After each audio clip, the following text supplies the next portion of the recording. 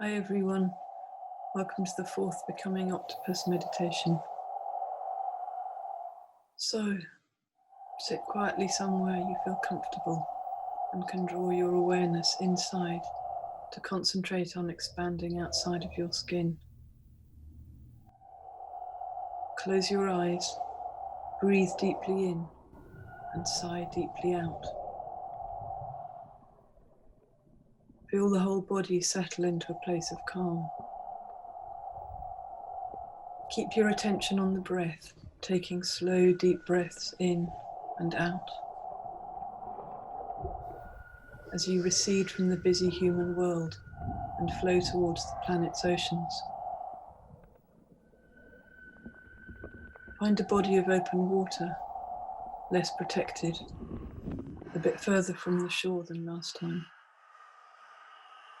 where you can feel the surge and drag of currents. Feel temperature layers in the water, the surface warmed by the sun and colder beneath. Empty your lungs and float downwards. Open your eyes and stretch out to touch the kelp fronds waving with the water's swirl. Watch the particles of matter swirling too, thick, fertile, rich information carried in the water, illuminated by the backscatter effect of the sunlight penetrating the viscous ocean. A particulate sea, all exchanging frequencies. Here, consciousness is elastic, moving embodied in this luminous experimental form across familiar terrain. Fronds touch outwards, gathering information at a molecular level. The body bulges and pulses in response to stimuli, changing pressure, a chemical stream, passing textures, light reflected off other bodies, or solid shapes.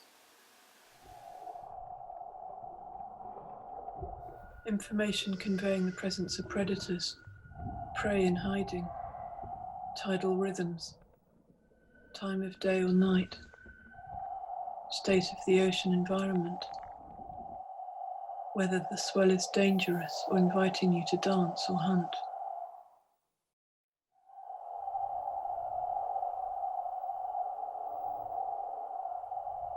Taste, hearing, smell and vision all merge into touch, all processed as chemical, wave or vibration by the suckers on the arms and hypersensitive skin.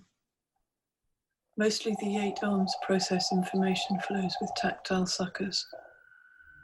When pressed against an object, the flexible outer ring of the sucker takes the shape of the object and forms a watertight seal and a memory.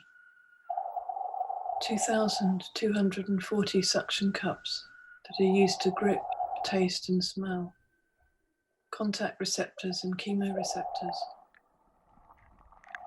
Well over half the neurons are in the arms. There is precise memory for terrains and textures once an environment is learnt. The arms are almost separate creatures, combining to achieve 448 simultaneous possible combinations of information gathering per millisecond. Your 8 arms simultaneously navigate the environment from slightly different angles, and each with their own exploratory agenda. Continuous warp and flow, folds, micro and macro scales, sudden intensifications of focus, streaming blurs, slowed and speedy explorations, animated shadows of things, concave, horizonless, fluid viscosity, waves of pressure, currents, and the sudden dense presence of predator or prey. You move in relation to the medium that's around you, through and inside you, and reconstitute yourself continuously in time in 3 dimensions. In waves, folds, pleats, repetitions and swellings. All of you is involved, unless an arm's touching out of this when something needs attention or a decision needs to be made. The tactile registration of your world, its immersive immediacy of sensation, translates into the shaping of your surfaces. Like a map, a 3D modelling skin. It just translates and replicates texture, the memory held in all those suckers, and modelling with the papillae nodes in the skin.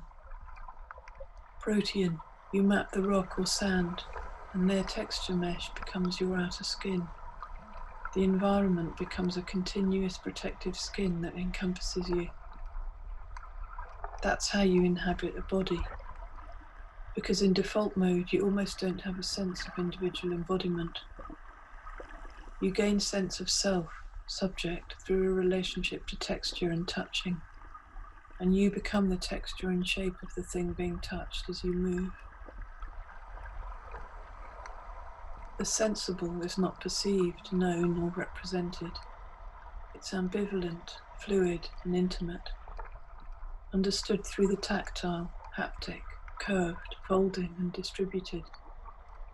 Combining sense fields expands texture and sensory language.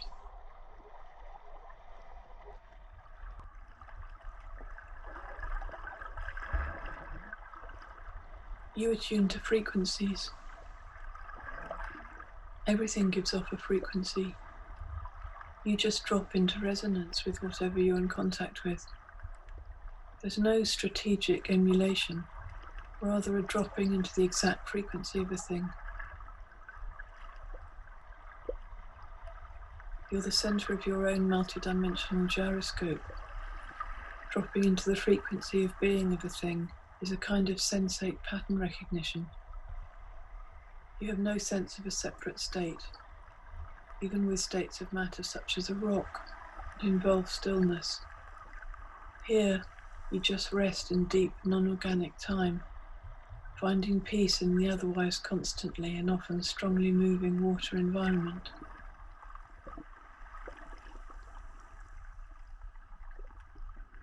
Monitoring pressure needs constant attention. Attention to what is specifically moving. Directional is different from the ambient dance of the forest. Directional is to be noticed, focused on, a linear gathering of attention.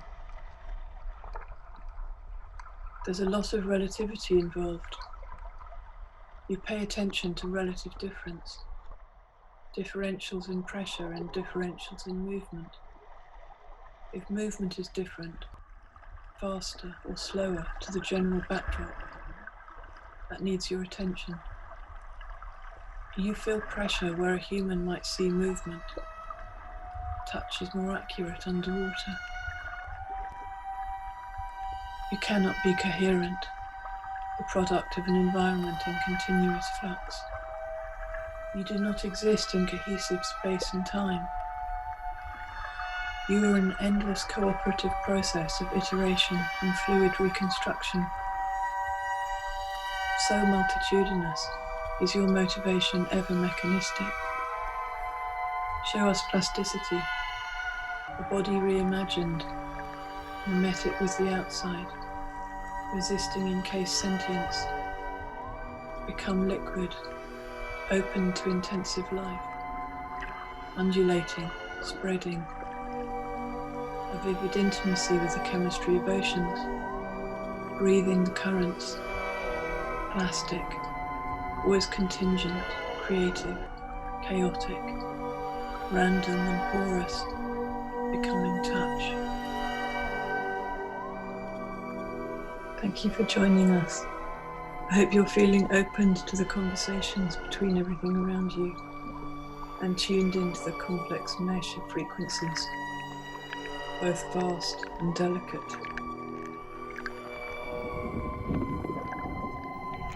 See you next week. Bye.